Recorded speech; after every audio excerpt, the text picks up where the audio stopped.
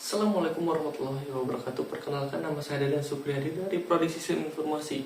NIM saya 0560618863. Kali ini saya akan mengerjakan tugas 3 dari basis data. A. Melakukan praktikum transaksi. B. Melakukan praktikum basis data terdistribusi.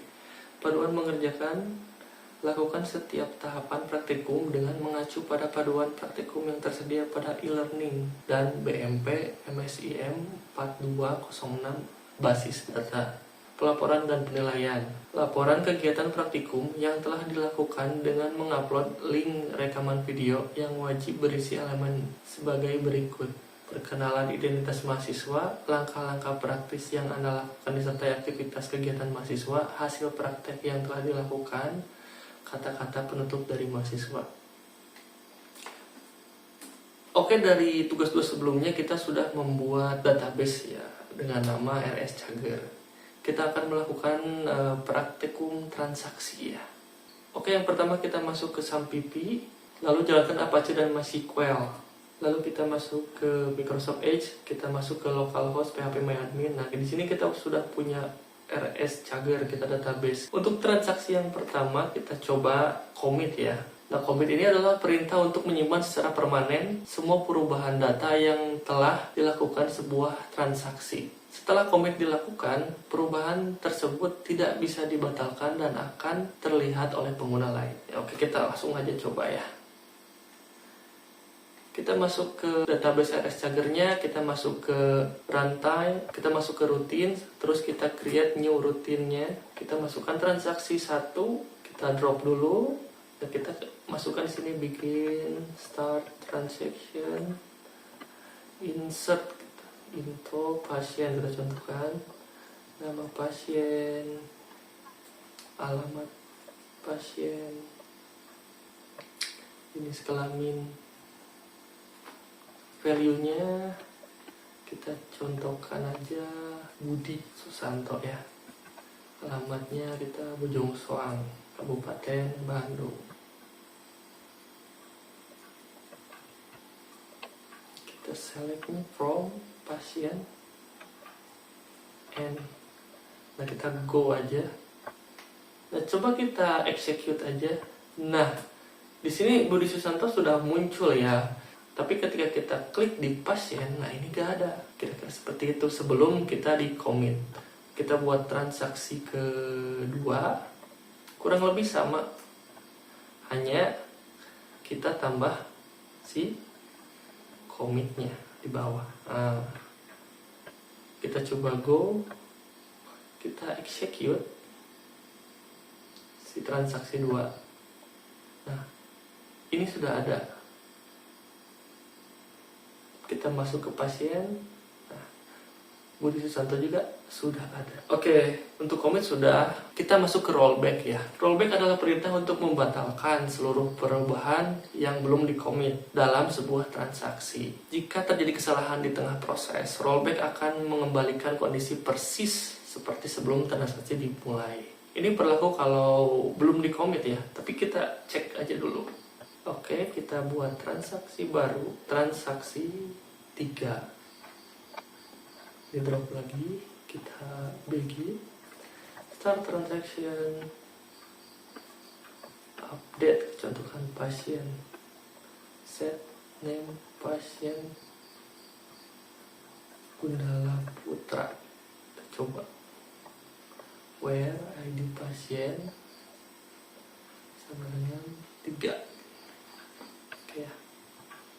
Rollback, commit, select from pasien and oke, coba kita execute ya.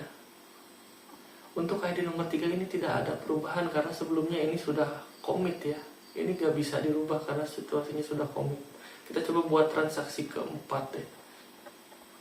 Kita coba lagi begin, start transaction, insert info pasien, nama pasien, alamat pasien, jenis kelamin. Oke, value-nya kita masukkan aja Tesla Kurdi. Oke, ini Dayakolot kita contohkan ya, Kabupaten Bandung. Jenis kelaminnya 1. Kita rollback, update pasien, set nama pasien, kita Saiful Rahman, where ID pasien 3, commit, select from pasien, kita end saja. Oke. Nah, kita coba execute ini. Nah, ini yang sudah tergantikan yang Saiful Rahman ya. Ini sudah bisa. Sintak yang rollback tidak muncul karena memang ini posisinya semua sudah ada di kategori commit. Jadi sintak ini tidak berlaku karena semuanya sudah commit. Jadi tidak muncul ya. Untuk selanjutnya kita masuk ke checkpoint ya. Checkpoint merupakan tempat titik di mana proses terakhir disimpan. Seperti yang kita sudah pelajari sebelumnya pada perintah rollback, ya, adalah membatalkan atau mengembalikan suatu perintah ke kondisi yang dimana transaksi belum terjadi. Namun supaya sebuah transaksi berjalan secara optimal, kondisi rollback tidak harus dikembalikan ke kondisi awal ya, akan tetapi bisa dikembalikan ke posisi checkpoint terakhir. Ya, kita langsung saja praktek. Kita create routine, kita buat transaksi, kita drop, kita begin, start transaction, insert, info pasien, nama pasien, alamat pasien, jenis kelamin. Oke, value-nya kita masukkan Tesla Gunadi, Bojong Soang, Kabupaten Bandung. Nah, ini lupa. Oke, sip. Jenis kelaminnya 1. Kita copy aja, kita buat 3. Yang pertama save point 1. Kita paste, ganti namanya jadi Bima Putra, contohkan alamatnya Jelkom. Kita rollback to save point 1. Kita yang terakhir ubah ke Arimbi, alamat pacet, jenis kelaminnya 2. Kita ke commit ya, kita coba commit, select from pasien, kita end, go. Nah, kita coba jalankan. Oke, yang di sini yang muncul ada 2. Yang pertama Tesla Gunadi dan Arimbi ya, karena yang sebelumnya itu rollback jadi dia gak muncul. Kita coba masuk ke pasien. Ini datanya sudah masuk ya, sudah masuk secara permanen. Untuk selanjutnya kita akan masuk ke trigger ya, sekumpulan kode atau prosedur yang berjalan secara otomatis oleh sistem karena suatu kejadian spesifik pada sebuah tabel atau view. Kejadian ini biasanya berupa operasi modifikasi seperti insert, update, delete. Trigger ini digunakan untuk menjaga validitas data atau mencatat riwayat perubahan data. Kita coba aja untuk prakteknya. Kita di RS Cager, kita masuk SQL, kita buat tables baru, create tables, obat. Di sini ID obat. Nah, ini integer ya, auto increment dan primary key. Terus kode obat, varchar 5 karakter saja deh. Terus nama obatnya varchar, kita kasih 30 karakter. Harganya kita pakai integer 10 karakter. Stok integer 5 karakter saja. Oke, kita coba go. Kita buat satu lagi, create tables transaksi obat, yang dimana ID transaksi ini integer ya 6 karakter saja deh. Auto increment primary key ID pasien integer, ID obat integer 5 karakter, 6. Jumlah integer 3 total, harga 10. Oke, kita langsung go saja. Nah, di sini sudah ada ya. Kita coba ke struktur, kita tambahkan indeks di ID pasien sama ID obatnya. Sip. Masuk ke desain React. Kita buat seperti ini ya. Kita masukkan relasinya, kita save saja. Oke, selanjutnya kita bakal create si triggernya, tg jual, jadinya transaksi obat in time-nya after. Kita langsung begin saja.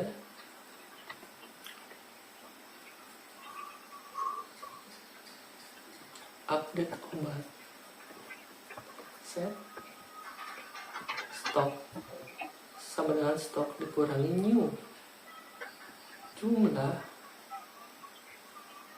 where ID obat sama dengan new ID obat.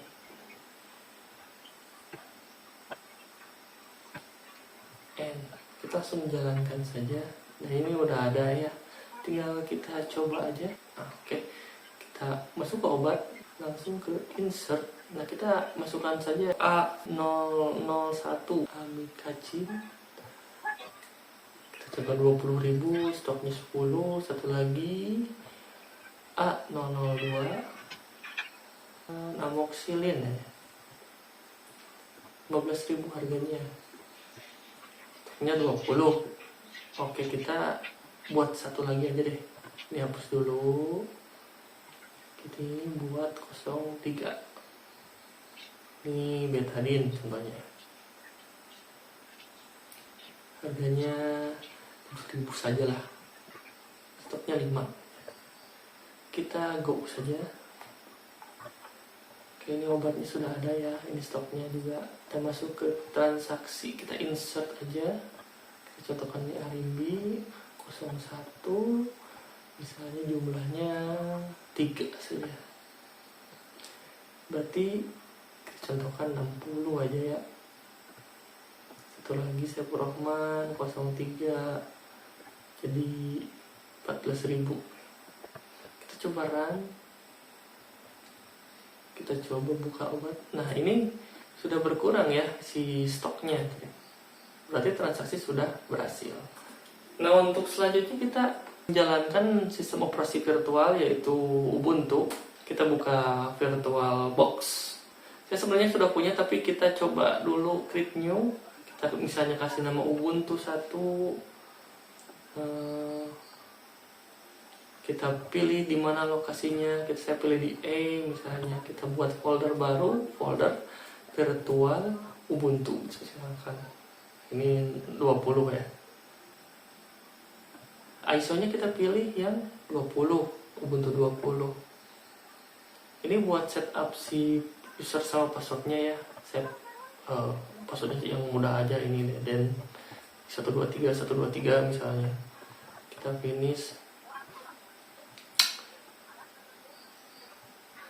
Oke, hal yang paling terpenting adalah setting si jaringannya ke host only adapter ya.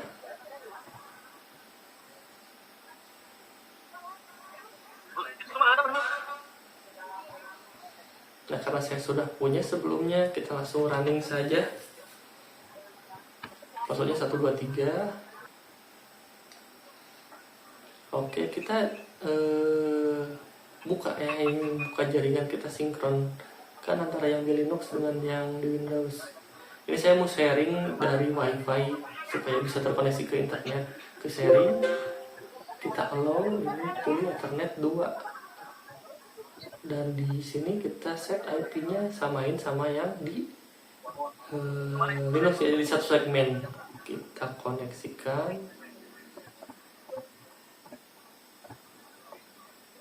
Nah, kita coba lihat IP-nya. Nah, kita config di sini. Sebelumnya memang sudah terkoneksi. Kalaupun belum, nanti bisa dicek si IPv4-nya disetan sesuai dengan segmen IP yang ada di Windows ya. Kita coba buka terminal. Tes ping ke Windows ya, 137.1. Nah, ini sudah ada jawaban. Bisa. Satu lagi kita ping ke Google. Salah. Nah, sudah bisa. Kita mau download SAMPP buat si Ubuntu-nya ya.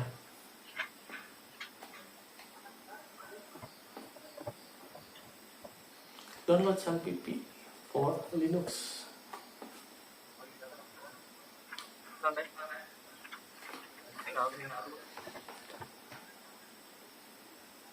Oke, download.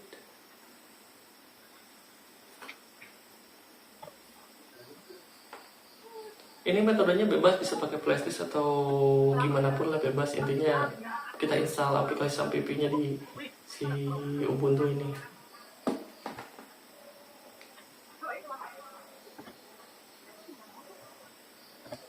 Oke, saya udah ada file si SAMPP-nya sebelumnya. Kita langsung buka saja si foldernya. Nah, ini cancel aja yang sebelumnya lah. Ada 3, ini hapus aja 2 soalnya nggak kepake. Oke, di download di file downloadnya. Seperti biasa, masuk ke terminal.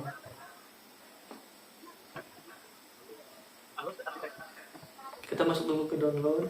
Nah, ini harus sesuai ya filenya ya.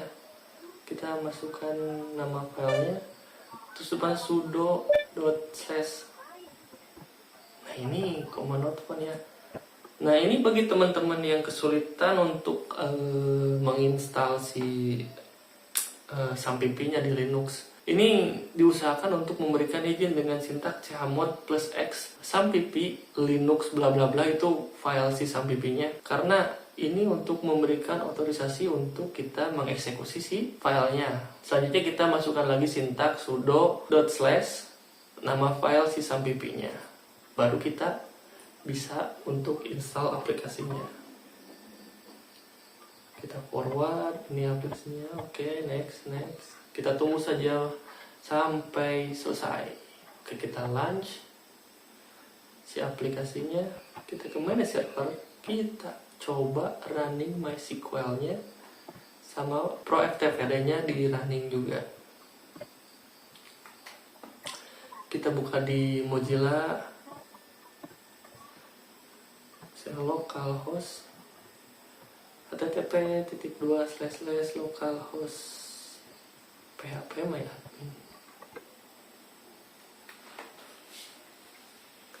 Agak lama. Nah, ini kita sudah masuk ya. Oke, sudah. Kita masuk ke servernya dan kita replication. Kita set di primary-nya. Nah, ini jangan lupa di copy dulu ya. Kita masuk ke SAMPP yang di Windows-nya, kita config ini. Kita cari ke bawah. Nah, di sini kita paste tadi. Oke, kita save. Close. Kita restart.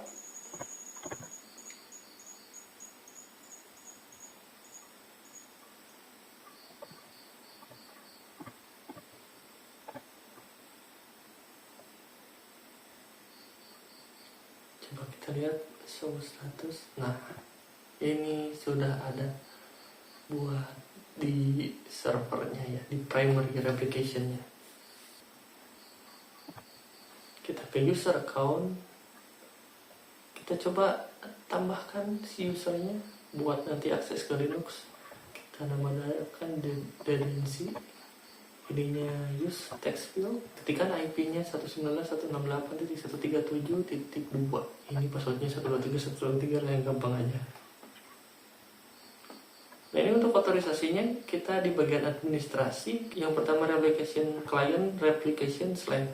Kita go. Oke. Sudah ada ya.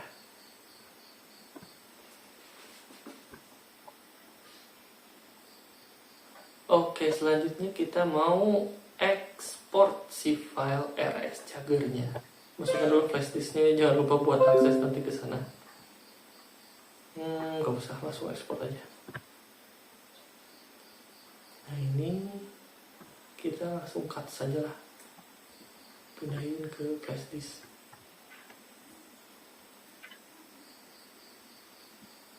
Oke, kita masuk ke VirtualBox-nya. Nah, di sini kita masuk ke Explore. Di sini masih belum kebaca ya USB-nya.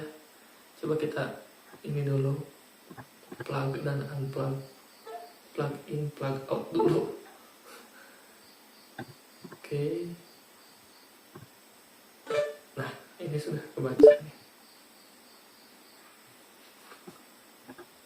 Oke, di CPBA. Nah, ini sudah ada. Kita coba copy, pindahin ke dokumen saja. Kita coba untuk import ya, di sini masuk ke database. Kita buat dulu RS Cager 1.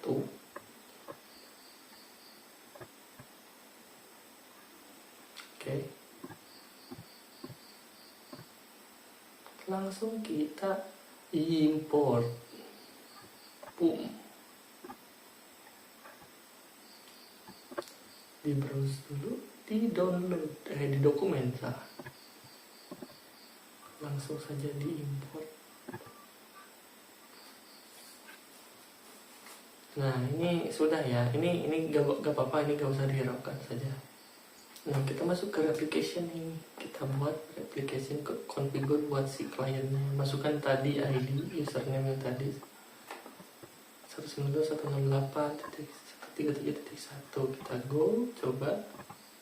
Ini belum bisa ya, ada masalah. Kita masuk ke terminal, kita masuk ke config inc php nya.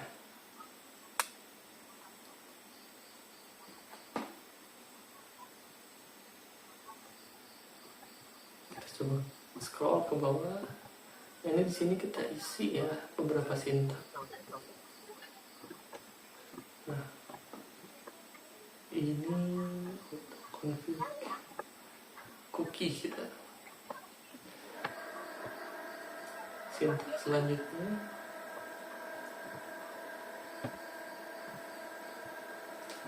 ini untuk hostname. Kita pakainya localhost aja. Pasti lagi satu lagi. Ini untuk connect-nya, connect type-nya pakai TCP. Kita save, yes. Ya, oke, kita try lagi. Kita restart dulu ya.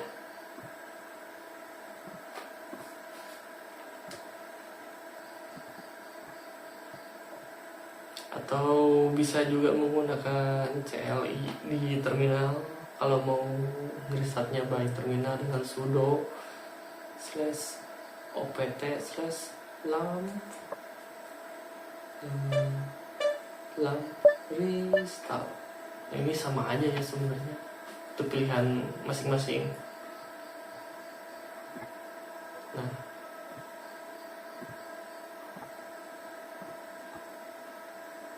sudah jalan semua, kita coba refresh dulu. Oh, ini kita hapus aja ini yang tadi yang atasnya. Kita coba restart lagi. Oke, bisa. Kita coba masuk lagi lah ke localhost-nya. Refresh dulu. Nah, ini coba masukkan dedensi 123. Oh, salah ternyata. Ini harusnya root. Passwordnya gak usah. Nah, kita sekarang sudah masuk seperti biasa ke replicate. Ke RS Jagger dulu. Aduh, ini agak lemot. Ini kita close dulu deh.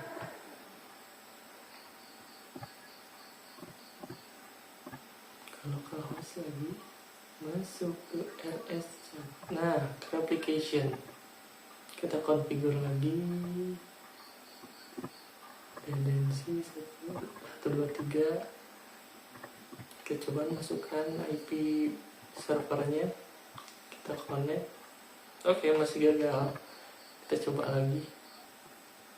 Ini nih. Kita masuk dulu ke database-nya. Kita masukkan dulu nih si change master master host-nya kita, soalnya belum input change master. Kita coba masuk aja yang tadi, yang dari servernya, masukkan master host-nya, masukkan usernya, masukkan master password-nya, masukkan master log file-nya, dan masukkan log post-nya ya.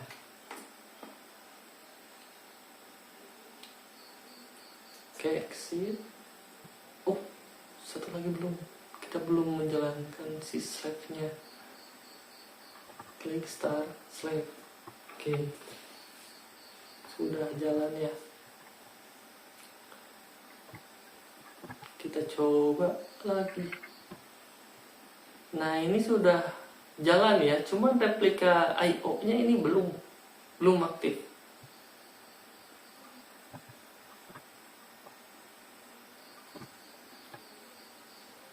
Oke, kita masuk ke SAMPP yang ada di Ubuntu-nya. Kita open config file di MySQL. Yes. Nah, sudah muncul. Kita cari ke bawah. Bukan. Terus. Oke. Oh, kelewat. Nah, ini server ID 2-nya kita. Crash-nya kita hapus ya. Untuk mengaktifkan server ID 2. Oke, kita masukkan ini ID servernya yang dari Ubuntu-nya ke si konfigurasi ini ya, si database SQL-nya. Ketikkan server ID-nya, pastikan, masukkan lagi replikat dalam RS Jagger 1. Kita simpan saja.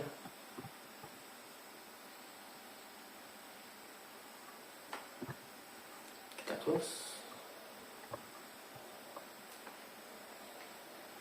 Nah, ini coba kita restart ya.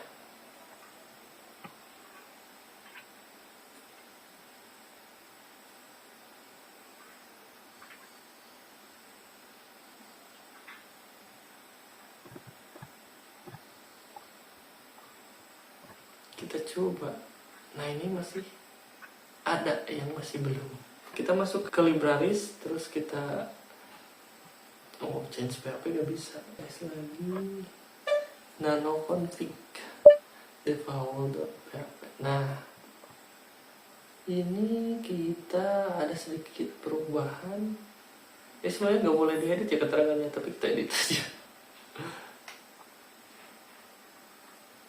Kita cari allow arbitrary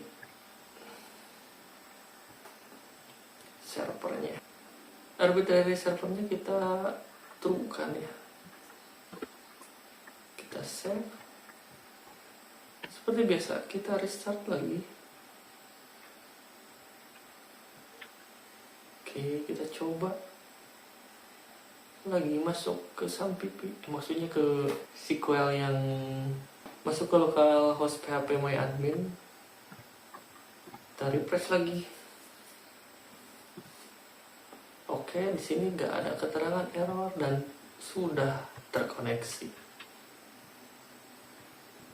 Ya, kita coba aja konekkan di, maksudnya kita coba tes ya, coba tes kita masuk ke si Windows-nya MySQL yang di Windows, kita coba ubah atau tambahkan atau nambah transaksi atau apalah itu.